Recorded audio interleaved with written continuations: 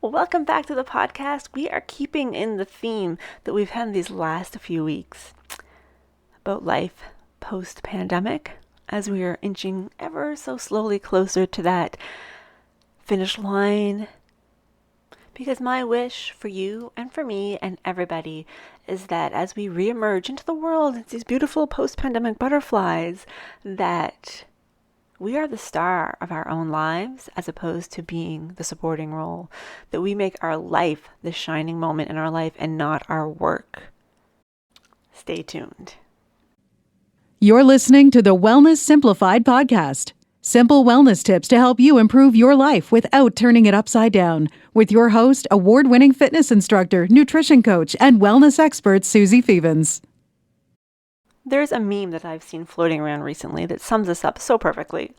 And it says, "We were not put on this earth to work and lose weight."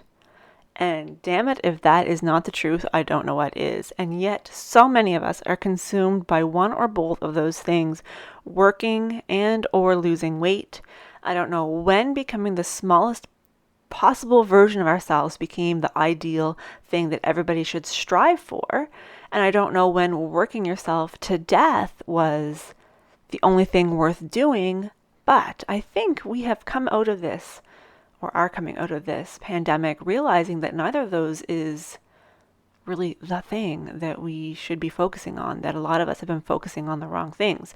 So my wish for you, like I said, is for you to be the starring person in your own life. Because how many of us, myself definitely included,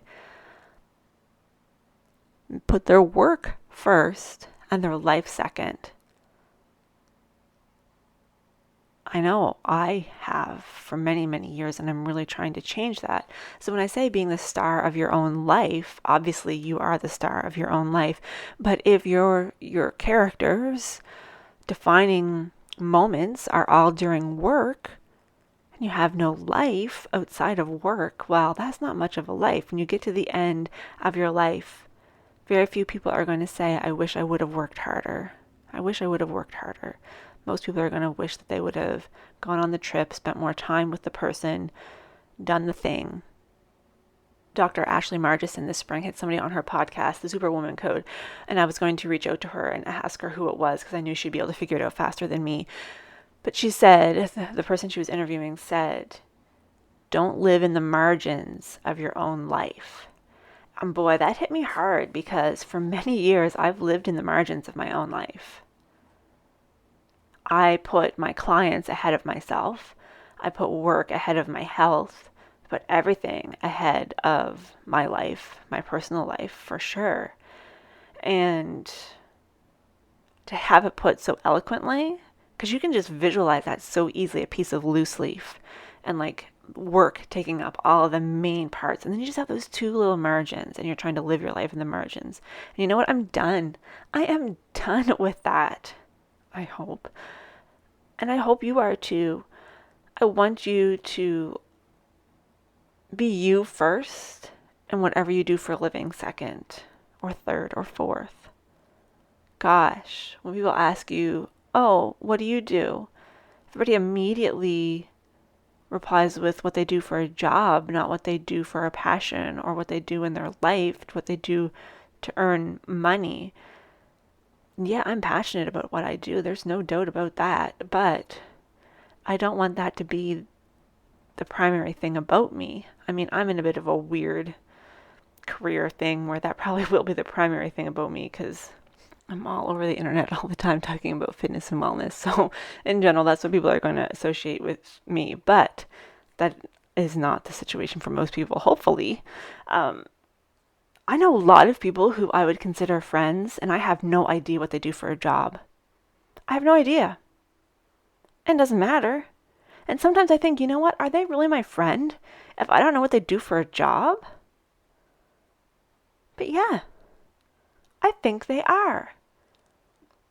Because knowing what someone does to earn an income doesn't really tell you that much about them. That's just what they do to make money. It's not the most interesting thing about them.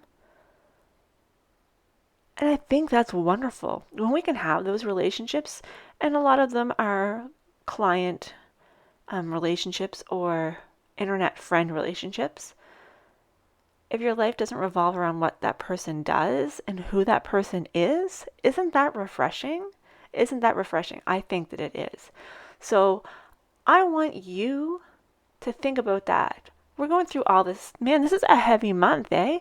We're going through talking about being you, doing the thing that you have been putting off doing because you were afraid of what people would think. We're talking about creating new boundaries. We're talking about maintaining or rebuilding our stress resiliency after this pandemic. And now we're talking about not living in the margins of our own lives. So this is heavy stuff. This is hard stuff. So I don't want you to feel like anyone expects you to have all the answers right out of the gate.